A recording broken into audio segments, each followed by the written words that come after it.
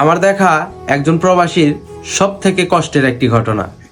প্রত্যেকটা মানুষ ভিডিওটা দেখে যাবেন। আমার এলাকার একজন প্রবাসী, সে 3 মাসের ছুটি চায়। তার যখন 3 মাসের ছুটি শেষ হয়ে যায়, যেদিন সে সৌদি আরবে ব্যাক করবে, ঠিক ওই দিনই তার মা হার্ট অ্যাটাক করে। একদিকে সে সৌদি আরব ফেরত আসার জন্য তার ফ্লাইটের দেরি হয়ে যাচ্ছে, আরেকদিকে তার মাকে নিয়ে তার চাচাতো ভাই ব্রাদার যারা আছে তারা হসপিটালে নিয়ে যাচ্ছে। আর আরেকদিকে তার ফ্লাইট, যদি তার ফ্লাইট মিস হয়ে যায় তাহলে তার অনেক বড় ক্ষতি হয়ে যাবে। সে যখন শাহজালাল বিমানবন্দরে, ততক্ষণে তার মা আর নেই, কিন্তু তার চাচাতো ভাই ব্রাদার যারা আছে তাকে বলে, তোমার মা বেঁচে আছে, হসপিটালের ভেতরে আছে, তোমার সাথে কথা বলতে পারবে না, তুমি যখন সৌদি আরব যাবা গিয়ে কল দিও, তখন তোমার মার সাথে কথা বলল।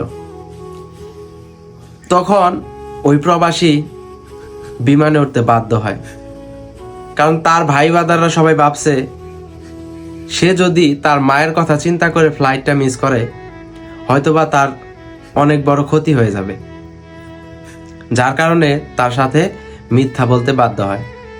সে যখন সৌদি আরবে চলে আসে, আসার পর সে শুনতে পায় তার মা আর দুনিয়ায় নাই।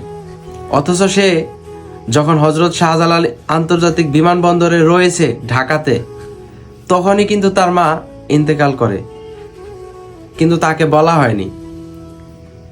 তার মাকে হসপিটালে আনার সময়ই রাস্তায় মৃত্যুবরণ করে, কিন্তু ওই প্রবাসী দেশে থাকা সত্ত্বেও তার মাকে শেষবারের মতো শেষ জানাজায় অংশগ্রহণ করতে পারে নাই। এক মুঠো মাটি তার মায়ের কবরে দিতে পারে নাই, কারণ তার ফ্লাইট মিস হয়ে যাচ্ছে।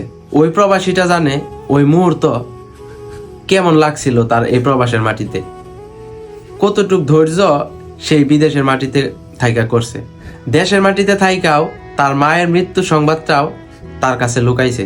তো দোয়া করি প্রত্যেকটা প্রবাসীর মাকে যেন, যারা মৃত্যুবরণ করেছে তাদের যেন জান্নাত নসিব করে, আর যারা বেঁচে আছে তাদের জন্য দীর্ঘ হায়াতজীবী করে। সবাই ভালো থাকেন। আসসালামু আলাইকুম।